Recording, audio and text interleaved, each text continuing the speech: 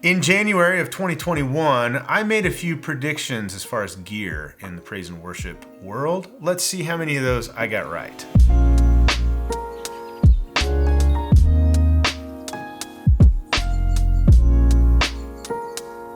Welcome to Worship Tutorials in January of 2021.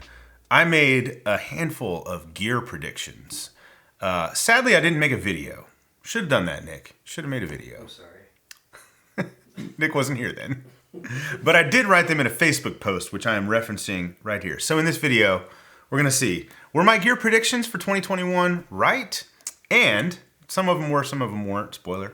And what are my gear predictions for 2022? At least in the subculture of a subculture of a subculture that is the praise and worship gear world. So if you're not part of that world, welcome. It's weird, but we love it. Here we go. Prediction number 1. Fractal is going to see a massive increase in the praise and worship market. Furthermore, FM3, I'm reading this word for word, FM3 is the gateway drug to the AXFX 3. I think a lot of people will eventually transition to AXFX 3 in 2021. I also predict Fractal will introduce some kind of profiling type feature with their tone match feature doing the work under the hood. Most people don't realize AXFX 3 can essentially profile any amp, but it can. I think this was partly true and partly not true. If you look at our sales numbers of presets, we sell presets and patches for Line 6, for Fractal, for Kemper. We can see sort of like, which unit are the most patches being sold for. It's, admittedly not the best metric because our audience, I guess if you say that, you guys, are mostly Line 6 Helix players. That's what we've been making the most. But Helix patches and HX hardware patches like the Stomp far outnumber any other like tenfold or more outnumber sales for any other platform for us. But we did see an increase in Fractal presets and patches. I don't think it happened to the extent that I thought it was going to happen. And there are two things that put that into play. One is Fractal released the FM9, which is sort of their Line 6 Helix competitor. It's similar form factor, similar price point, similar functionality as far as what you can do with it. The FM9, when it came out, my thought was this thing is going to take off. But what happened was, global semiconductor shortage, all kinds of craziness in the world. Fractal sold, like their pre-orders were off the charts crazy, but they ran out of parts, so they can't really make any more. So as of the filming of this video, you really can't get one. And the wait list is still forever long. So it's sort of an interesting thing. I do think Fractal is going to gain more market share in the modeler world, it's, at least with the lower price point stuff. So the AXFX 3 is really expensive. But I do think we saw more people, at least me, looking at like what's going on in groups and people that play and patch sales and that kind of thing. I do think more people transition to AXFX 3, leaving things like Kemper, maybe Helix to go into the Fractal world. I think that happened. I also think, when I was talking about FM3, I think the release of the FM9 sort of made people not want the FM3 as much. FM3 was like made a big splash when it came out, and then the FM9 followed shortly after. And FM9 is quite a bit more than FM3, but it's not a huge jump. And I think a lot of people, at least me personally, if I were going to buy a 3 versus a 9, I'd go for the 9. So I think the 9 maybe cannibalized some sales of the FM3. Just my hunch. So that one, number 1, I think I got half right, half wrong. I'll put a link below where you can get Worship Tutorials mugs if you want. You might think this is coffee, but typically you'd be right. But today, you're wrong. It's hot chocolate. Number 2, my prediction. The next gen Line 6 product, the successor to the Helix, might be announced. I said if they don't release something, I'm guessing they will announce it. Just a prediction. We often have Line 6 things before they release so we can make content on it. We have a great relationship with Line 6. We don't know anything about this. So, but here's the thing. HD modeling came out in 2010. HX modeling, which is the current gen Line 6 modeling, came out in 2015 with the Helix. I pre-ordered one from Sweetwater when they announced it. 7 years now that has been out. That's impressive that the modeling is that old and they've continued to improve the platform. So my prediction was whatever comes next after HX is probably close. When it does, it will be massively popular. So that was wrong. Line 6 did not release or announce a successor to the Helix. I got it wrong. Hopefully soon, because I can't wait for it. Prediction number 3. Neural DSP's Quad Cortex will come out with a bang. That happened. But I don't think it will be the game changer that everyone is expecting it to be.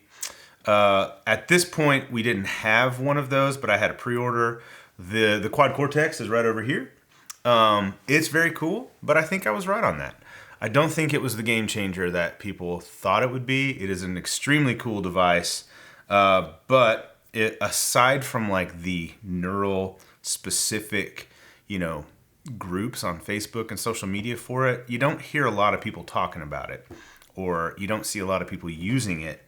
I have some thoughts on Quad Cortex in the prediction section of this video. We'll get to that here in a bit. I'm gonna take another sip.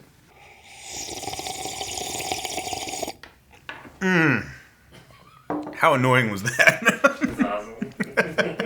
Number 4, my prediction was Kemper will release new hardware. That didn't happen. Here's what I wrote.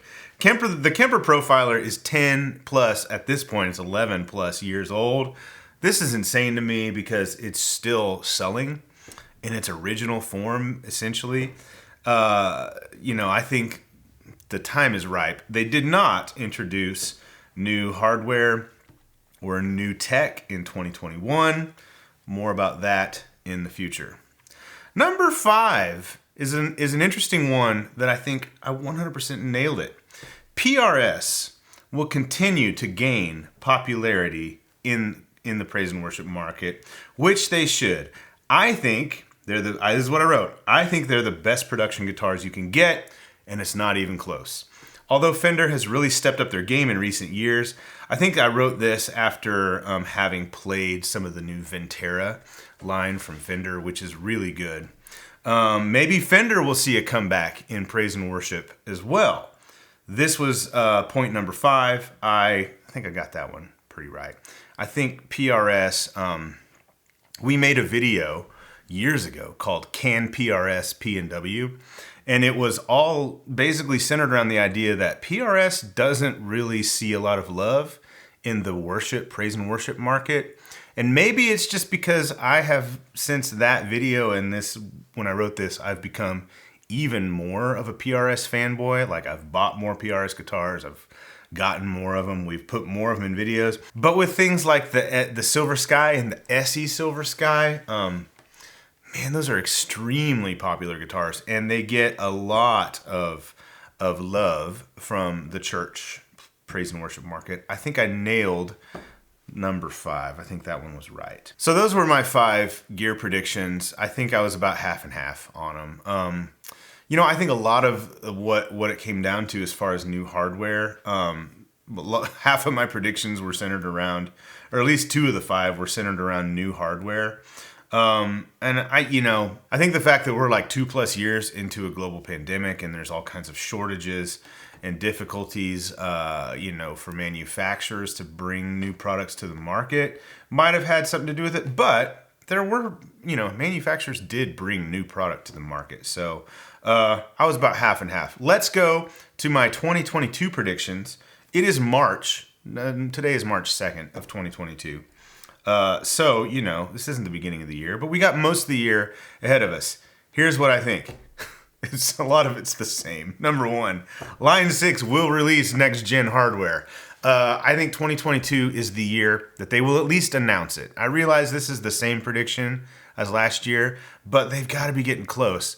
One thing that's impressing me about Line 6 is they are continuing to add value to the HX modeling units, like Stomp, Helix, for example, We just recently had a new firmware update where we're getting new amps, new effects, new reverbs. One thing that's interesting about the new updates that Line 6 is giving us is like every amp that they introduced since the original shipment of Line 6 of the Helix is like better than what came in it, to a point. So for example, the Princeton is really good. The Orange is really good. The Vontu is really, really good. The Jumped Matchless DC30 is great. The reverbs especially, so the dynamic plate, the dynamic hall. So it seems like the things that they are adding after the fact are better sounding than what shipped with the unit. Maybe they're just new and it's a placebo effect. Who knows? But I'm curious, and again, I have no inside knowledge about this. We do know some inside things from Line 6, and of course I would never share that due to NDA. So everything I'm telling you as though I'm just predicting, right? We know that Line 6 was developing the Helix before the HD series of modeling. Nick just went like, are you serious? You serious, Clark? Yeah, so we went to, at the last NAMM in California, which was years ago. It was before the pandemic. It was right before.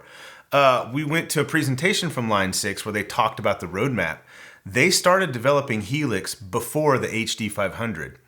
And they decided to stop development of Helix and go to a lower price point product because they didn't think the market would support it. So they released the HD 500, and HD 500X came after that with more processing power. And all the while they kept developing Helix, and then they finally released it in 2015. So it would stand to reason that whatever's next, double Helix, whatever you want to call it, is been in production for years now.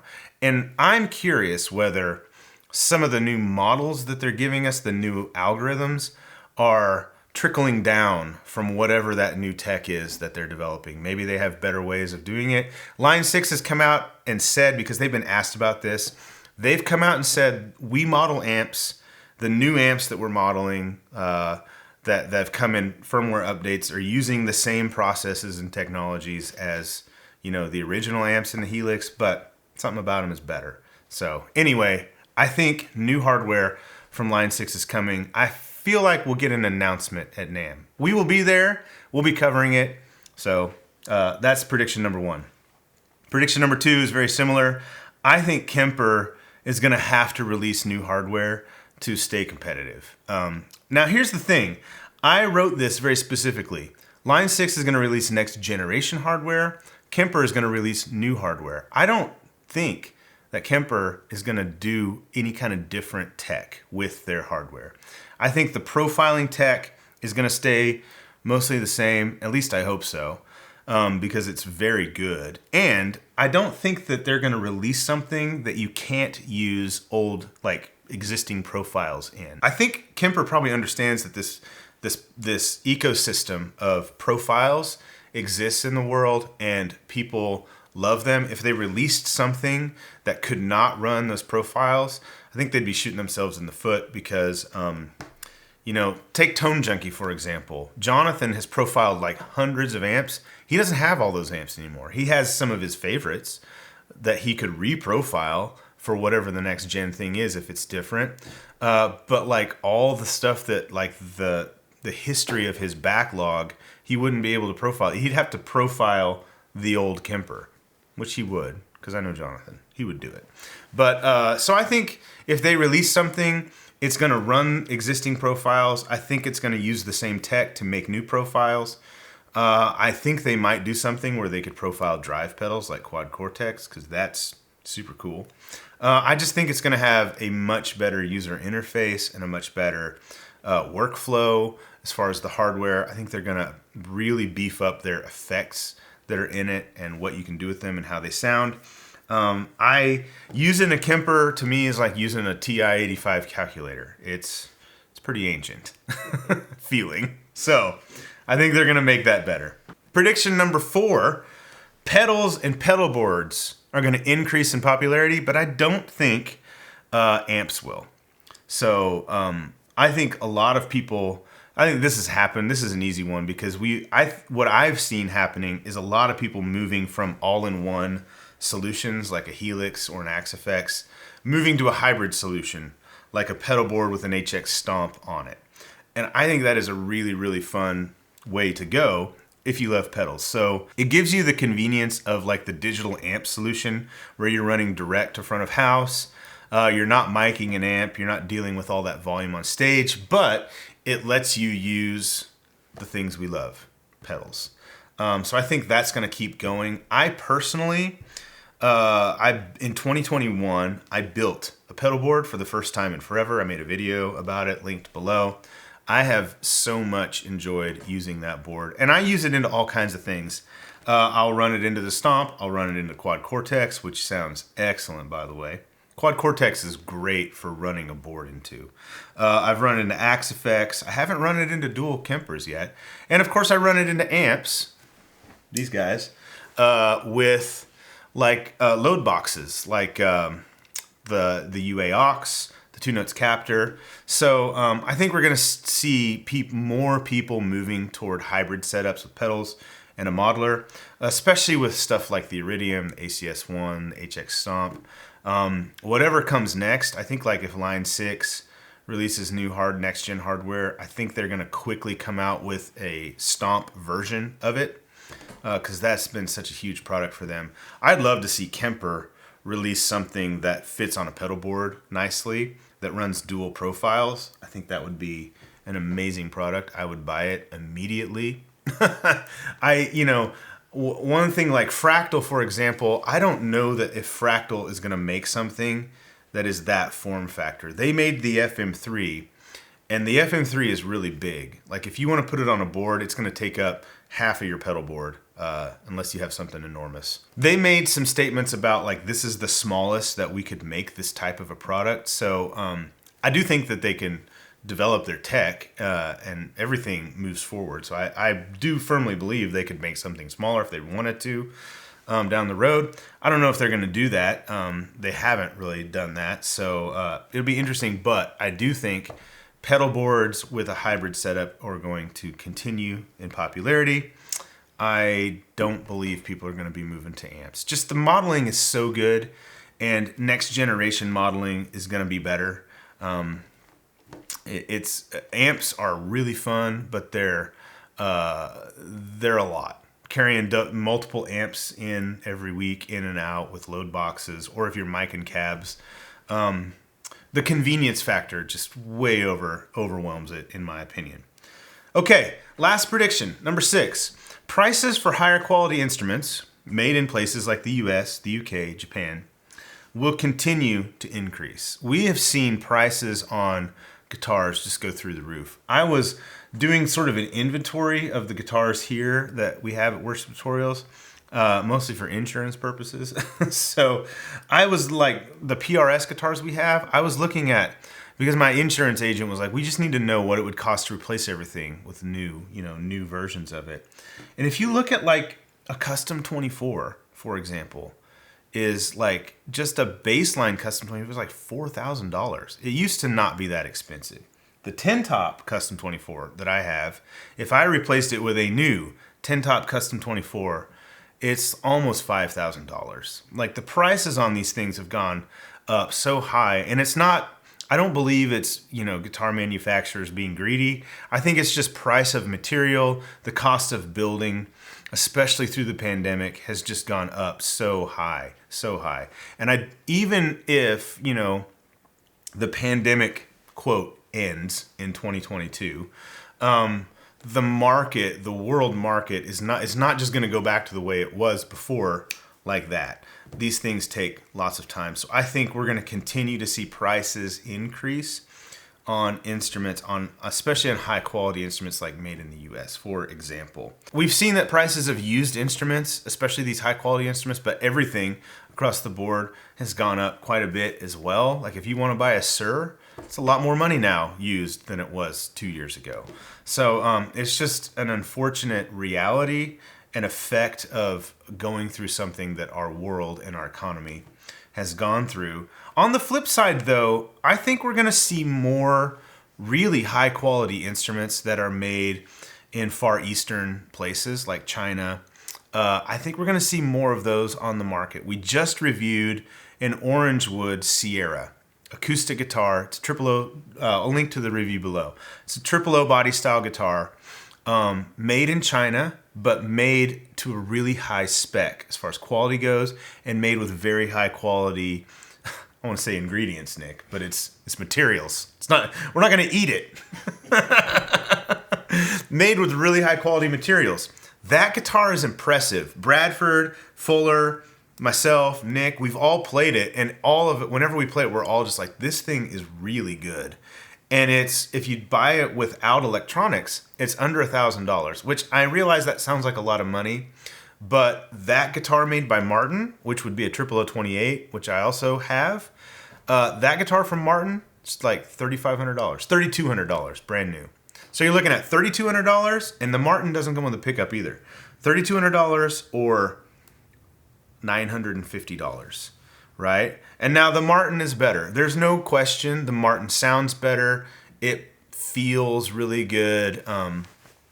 But the Orangewood, made in China, but made to a high spec with really nice materials, really high quality materials, it's pretty close to that Martin triple O 28. It's not going to hold value like the triple O 28. It doesn't sound quite as good, but man, for less than a third of the price, it's pretty great.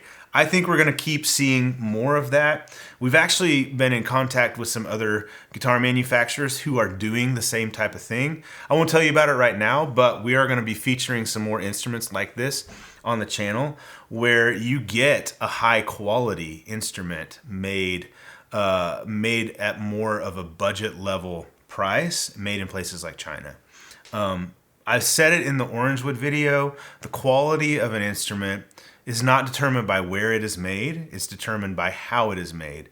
So a person can make a great guitar in the US, in China, anywhere in the world. It comes down to what is the quality of materials being made, and what is the spec as far as like the tolerances, how well is it being put together, and the knowledge of the person building it. That person can be from anywhere in the world. So I think that's going to be something that manufacturers do more moving forward, just to be able to offer a really high quality instrument at a lower price point. I think that's going to happen. So that's it. I didn't get everything right for 2021, but those are my 6 predictions for 2022. Let me know what you think in the comment. What do you think we're going to see in 2022?